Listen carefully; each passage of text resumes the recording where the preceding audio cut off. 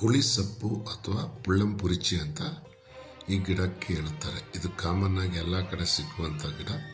ಇದನ್ನು ಇವತ್ತು ರಸವಾದದಲ್ಲಿ ಉಪಯೋಗಿಸುವಂಥದ್ದು ಹೇಗೆ ಅಂತ ಹೇಳ್ತೇನೆ. ಈ ಸೊಪ್ಪನ್ನು ನಾವು ತೆಗೆದುಕೊಂಡು ನಿಯರ್ ಅಬೌಟ್ ಒಂದು ಅರ್ಧ ಕೆಜಿ 1 kg ಅಷ್ಟು ಸೊಪ್ಪನ್ನು ತಗೋಬೇಕು. ಇದನ್ನು ಚೆನ್ನಾಗಿ ಅರೆದು ಇದರ ರಸವನ್ನು ಎಂಡಿ ತೆಗಿಬೇಕು. ಬಟ್ಟೆಯಲ್ಲಿ ಹಾಕಿ ರಸವನ್ನು ಎಂಡಿ ತೆಗಿಬೇಕು. ಆ ರಸವನ್ನು ತೆಗಿಯೋಕೆ ಚೆನ್ನಾಗಿ ಅರಿಬೇಕು. ಮಿಕ್ಸಿಯಲ್ಲಾಗಲಿ ಅಥವಾ ಕಲ್ಲು ಕುಟ್ಟಿಗೆದಲ್ಲಾಗಲಿ ನೀವು ಎಲ್ಲಿ ಬೇಕಾದ್ರೆ ಅರಿಬೋದು. ಅರೆದು ಅದರ ಪೂರ್ಣವಾಗಿ ರಸವನ್ನು ತೆಗಿಬೇಕು. ಆ ರಸವನ್ನು ತೆಗೆದು ರಸವನ್ನು ಒಂದು ಗಾಜಿನ ಬಾಟ್ಲಿ ಒಳಗಡೆ ಹಾಕಬೇಕು.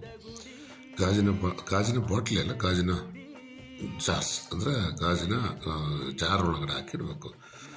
ಜಾರಲ್ಲಿ ಹಾಕಿ ಅದರಲ್ಲಿ ಏನು ಮಾಡಬೇಕು, ಅದರಲ್ಲಿ ನಾವು ಪಾದರಸವನ್ನು ಈಗ ನಿಯರ್ ಅಬೌಟ್ ನೀವು ಅರ್ಧ ಲೀಟ್ರ ಒಂದು 1/4 ಲೀಟ್ರ ನೀವು near about 60 ml to 70 ml ತಗೊಂಡ್ರೆ 70 ml 60 ml 70 ml ತಗೊಂಡು ಅದಕ್ಕೆ ಪಾದರಸವನ್ನು ಹಾಕಬೇಕು. ಗಾಜಿನ ಗ್ಲಾಸಲ್ಲಿ ಗಾಜಿನ ಲೋಟದಲ್ಲಿ ಹಾಕಬೇಕು. ಹಾಕಿದ ನಂತರ ಅದಕ್ಕೆ ನೀವೇನು ಮಾಡಬೇಕು, 60 ml ನೀವು ಇದು ಹಾಕಿದರೆ ಯಾವುದು 60 to 70 ml ಈ ರಸವನ್ನು ಯಾವುದು ಹುಳಿ ರಸವನ್ನು ಹಾಕಿದರೆ ಅದರ ಮೇಲುಗಡೆ ನೀವೇನು ಮಾಡಬೇಕು, 30 ml ನೈಟ್ರಿಕ್ ಆಸಿಡ್ ಅಂಗಡಿಗಳಲ್ಲೇ ಸಿಗ್ತವೆ. ನೈಟ್ರಿಕ್ ಆಸಿಡನ್ನು 90 ml ನೈಟ್ರಿಕ್ ಆಸಿಡನ್ನು ಅದಕ್ಕೆ ಹಾಕಬೇಕು. ಹಾಕ್ಬಿಟ್ಟು ವಾಲುಕೆ ಯಂತ್ರ ಅಂದರೆ ಮರಳಲ್ಲಿ ಮಾಡಿದಂಥ ಯಂತ್ರ, ಮರಳಿನ ವಾಲುಕೆ ಯಂತ್ರ ಅಂತ ಗೊತ್ತಾಗುತ್ತಲ್ಲ ನಿಮಗೆ, ಒಂದು ಕಾವಲಿಯ ಒಳಗಡೆ ನಾವು ಮರಳನ್ನು ಹಾಕಿ ಅದರ ಮೇಲುಗಡೆ ಅದನ್ನು ಅಡಿಯಿಂದ ಸ್ಟವ್ವಿಂದ ಬಿಸಿ ಮಾಡಿ, ಯಾವುದರಲ್ಲಿ ನೀವು ಬಿಸಿ ಮಾಡಿದ್ರೆ ಅದನ್ನು ಬಿಸಿ ಮಾಡಿ ಅದರ ಮೇಲುಗಡೆ ನೀವು ಈ ಗ್ಲಾಸನ್ನು ಇಡಬೇಕು. ಗ್ಲಾಸನ್ನಿಟ್ಟು ಮೆಲ್ಲೆ ಮೆಲ್ಲೆ ಮೆಲ್ಲೆ ಮೆಲ್ಲೆ ಯಾವುದನ್ನು ಇದರೊಳಗಿರುವಂಥ ಮರ್ಕ್ಯೂರಿ, ಹುಳಿ ಸೊಪ್ಪಿನ ರಸ, ನೈಟ್ರಿಕ್ ಆಸಿಡ್ ಇದು ಮೂರನ್ನು ಕಾಯಿಸ್ಲಿಕ್ಕೆ ಶುರು ಮಾಡಬೇಕು.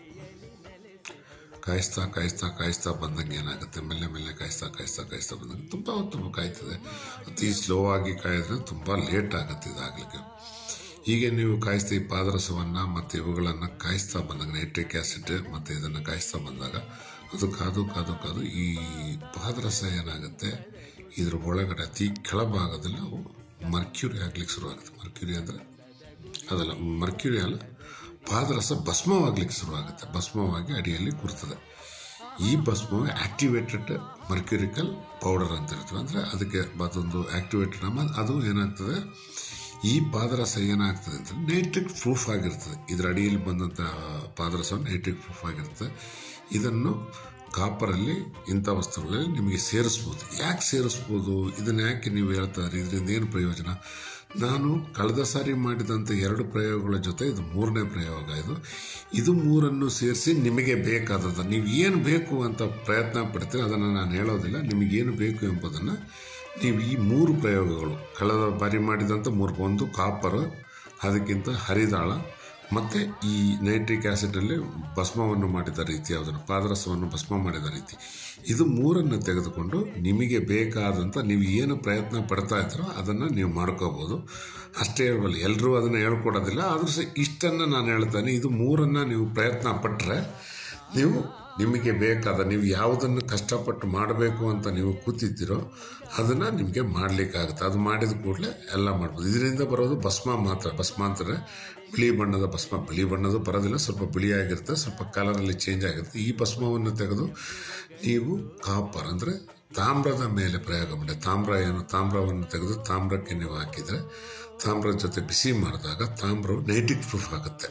ಅರ್ಥ ಆಯ್ತಲ್ವಾ? ಮತ್ತು ನಿಮಗೆ ಹರಿದಾಳ ಇದೆ, ಹರಿದಾಳನೂ ಗೊತ್ತಿದೆ. ಹರಿದಾಳದಲ್ಲಿ ಏನು ಮಾಡಬೇಕು, ಅದನ್ನು ಎಲ್ಲಿ ಸೇರಿಸ್ಬೇಕು ಎಂಬುದನ್ನು ನೀವು ನೋಡ್ಕೋಬೇಕು. ಅವುಗಳನ್ನೆಲ್ಲ ನಾನು ಹೇಳಲಿಕ್ಕೆ ನಿಮ್ಮಿಷ್ಟ, ಅವುಗಳ ಪ್ರಯೋಗ ನೀವು ಮಾಡ್ಕೋಬೇಕು. ಅವುಗಳ ಬಗ್ಗೆ ಹೆಚ್ಚಿಗೆ ನಾನು ಹೇಳೋದಿಲ್ಲ. ಇವು 3ರಿಂದ ನೀವು ಪ್ರಯೋಗ ಮಾಡಿದ ಕೂಡಲೇ ನಿಮಗೆ ಬೇಕಾದಂಥ ಪ್ರಾಡಕ್ಟ್ ಏನು ಪ್ರಾಡಕ್ಟ್ ಅದು ನೀವು ತಿಳ್ಕೋಬೇಕು. ಎಲ್ಲವನ್ನೂ ಹೇಳ್ಕೊಡ್ತಾ ಹೋಗ್ಲಿಕ್ಕೆ ಆಗೋದಿಲ್ವಲ್ಲ. ಆದ್ದರಿಂದ ನಿಮಗೆ ಇದನ್ನು ಹೆಂಗೆ ಮಾಡಬೇಕು ಎಂಬುದನ್ನು ನಾನು ಹೇಳಿದ್ದೀನಿ. ಅವುಗಳನ್ನ ನೀವು ಮಾಡ್ಕೊಂಡು ಹೋಗಿ, ನಿಮಗೆ ನಿಮ್ಮ ಪ್ರಯತ್ನ ಫಲಿಸ್ತದೆ. ಮಾಡ್ತಾ ಹೋಗಿ, ಯಾವುದು ಎಲ್ಲವನ್ನೂ ಮಾಡ್ತಾ ಹೋದಾಗಲೇ ನಾವು ಅದು ಕಲಿತಾ ಹೋಗೋದು. ಅಲ್ಲದೆ ಸುಮ್ಮನೆ ಇಲ್ಲಿ ಕೆಲವರು ಹೇಳ್ತಾರೆ ಸುಮ್ಮನೆ ಮಾಡೋದು ಹಂಗೆ ಹಿಂಗೆ ಅಂತ. ದಯವಿಟ್ಟು ಮಾಡಿ ನೋಡಿ. ನಮಸ್ಕಾರ.